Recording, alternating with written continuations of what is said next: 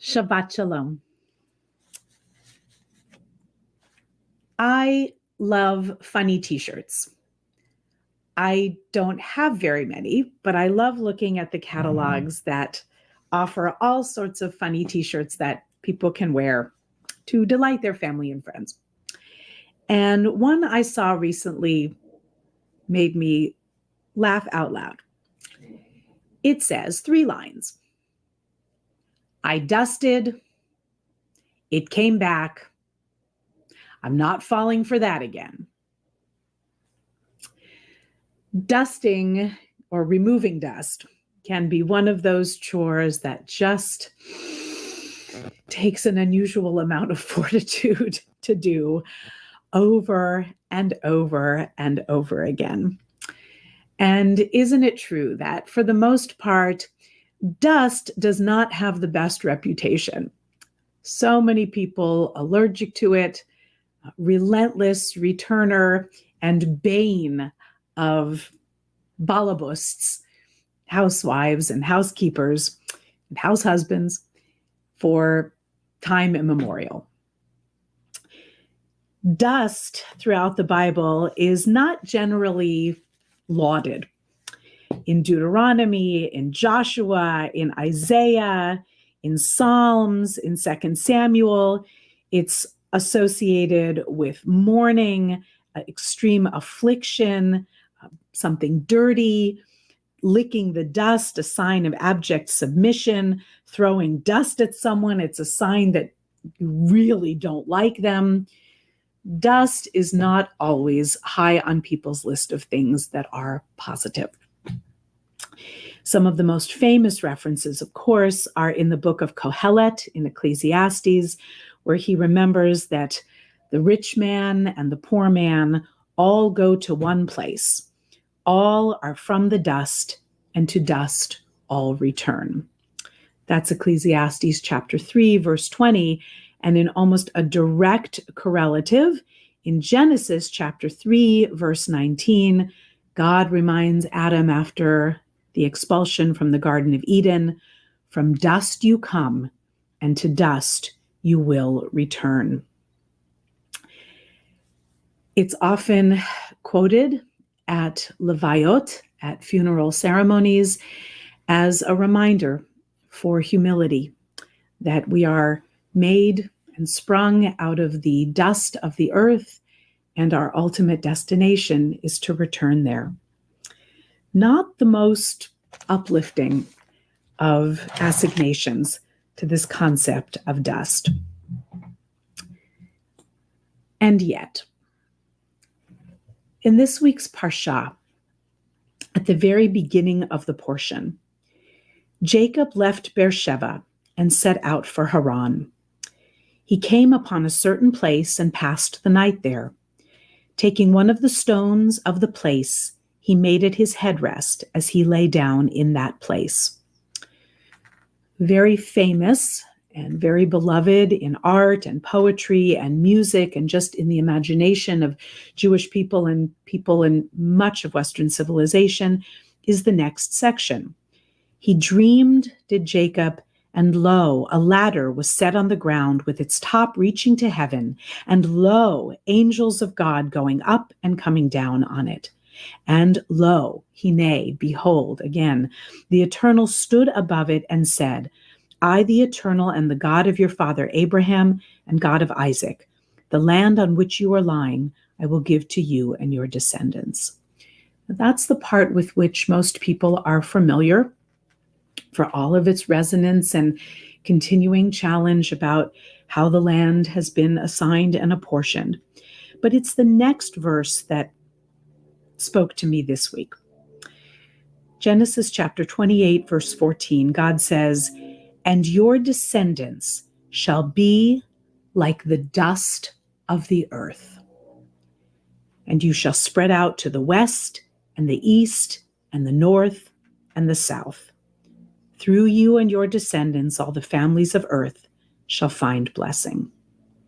Now the Yama, Vakedma, Tzafona, Vanegba, west, east, north, south is the subject of songs, and I sang that enthusiastically as a child, and Often at our Shabbat of Parashat Vayetzei, we'll sing this together. Maybe I'll close a little bit with it.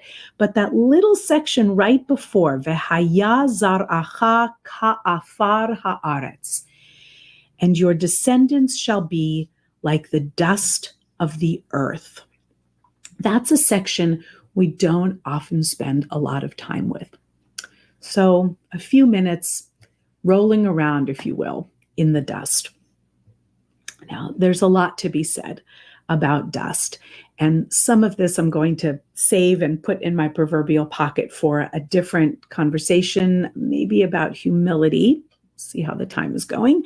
But what I want to focus on are a couple of teachings that I found particularly helpful right now in this unspeakable chapter of Jewish history that we are living. Rabbi Simcha Bunim of Pejisha, and many of you will know this teaching, once said to his students that everyone must have two pockets so that he can reach into one or the other according to his needs. In his right pocket are to be the words, "For my sake was the world created," a Talmudic notion. And in his left, quoting from Abraham in Genesis 18, verse 27, when Abraham dares to speak to God about the fate of Sodom and Gomorrah, Abraham says, "I am but dust and ashes."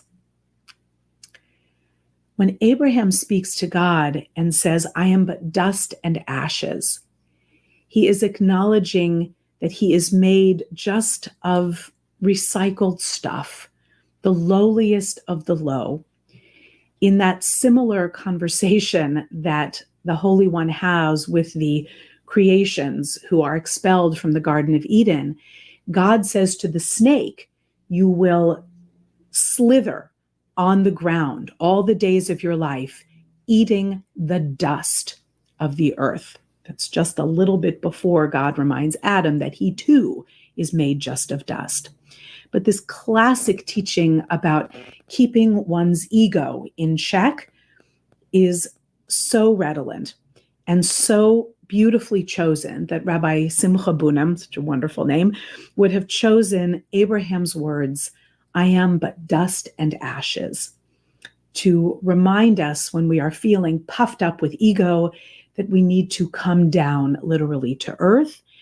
And when, for so many of us who experience a feeling of abject unworthiness too much of the time, or a tendency to self-effacement or self-abnegation, we need to also remember that the world is here as a gift to us, and that, as all of our Jewish mothers told us, we are a gift to the world. At least I hope our mothers told us that. And I know most of us have had that blessing.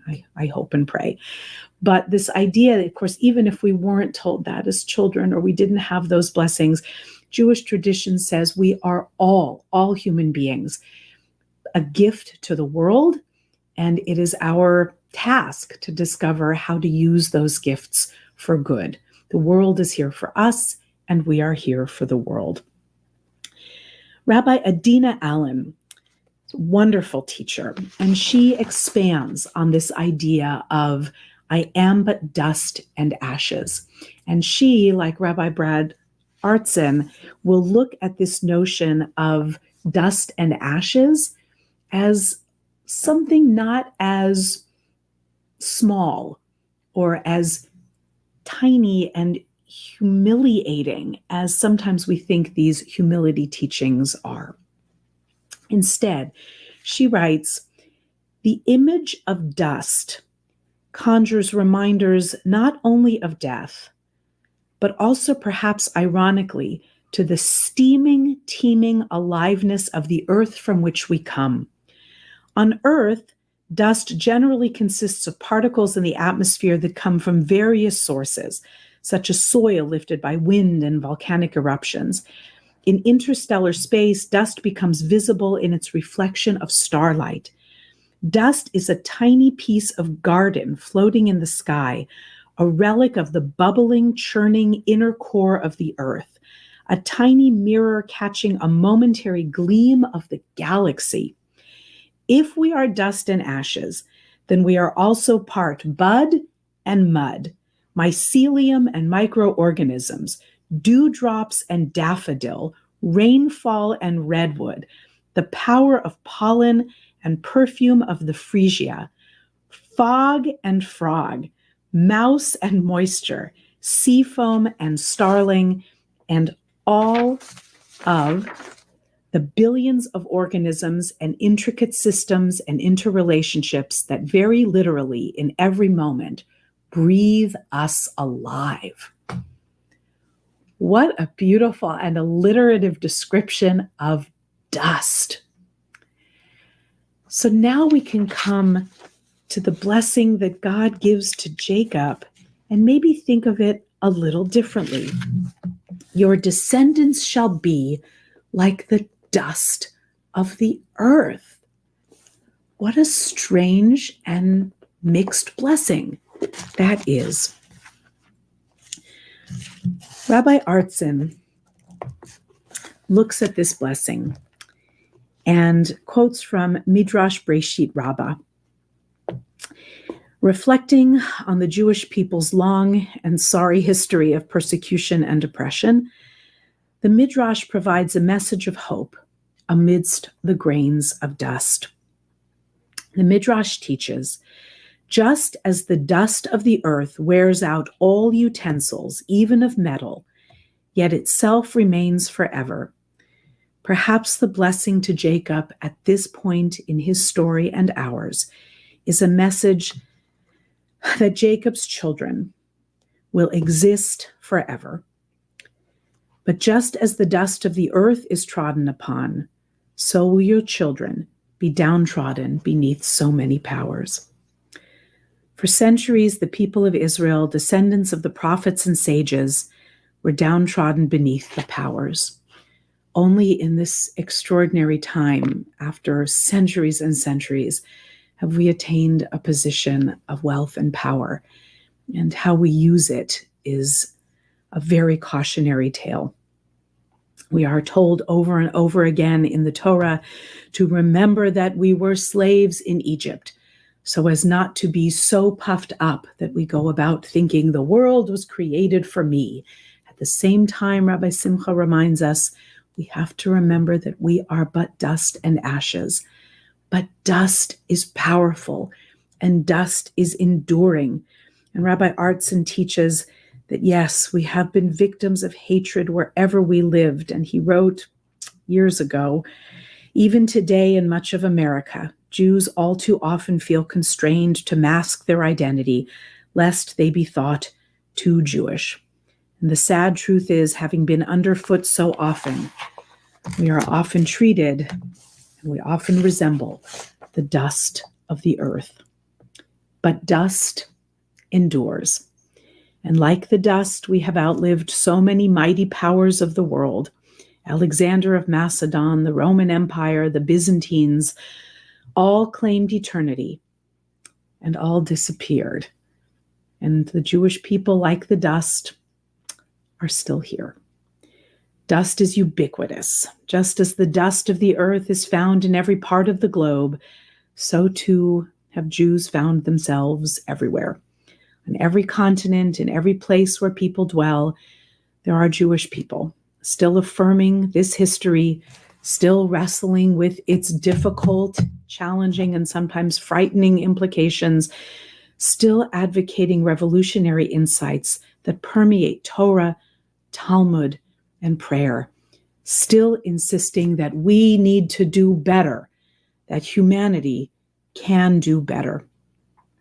Rabbi Artson writes, dirt has a way of getting under your nails, clinging to your skin, and dirt makes the world a more reasonable place. Thanks to dirt, he says, we have sites for gardens and playgrounds for children. Yes, it's inspiring to be compared to the shimmering stars in the heaven, but maybe it's more ennobling to be compared to the dust. So for those of us who have the chore of trying to remove the dust, maybe we can remember that in it is the potential to be remolded, recycled, to be turned from what we were into something that may yet be more beautiful, more fertile, and more full of hope and promise. Jacob is told, your descendants shall be like the dust of the earth. Let us look at that as the blessing it was intended to be and reach out for the shared particles that we all have, dust ourselves off, pick ourselves up, and as the song says, start all over again. We can do our best, and that we shall. Shabbat shalom.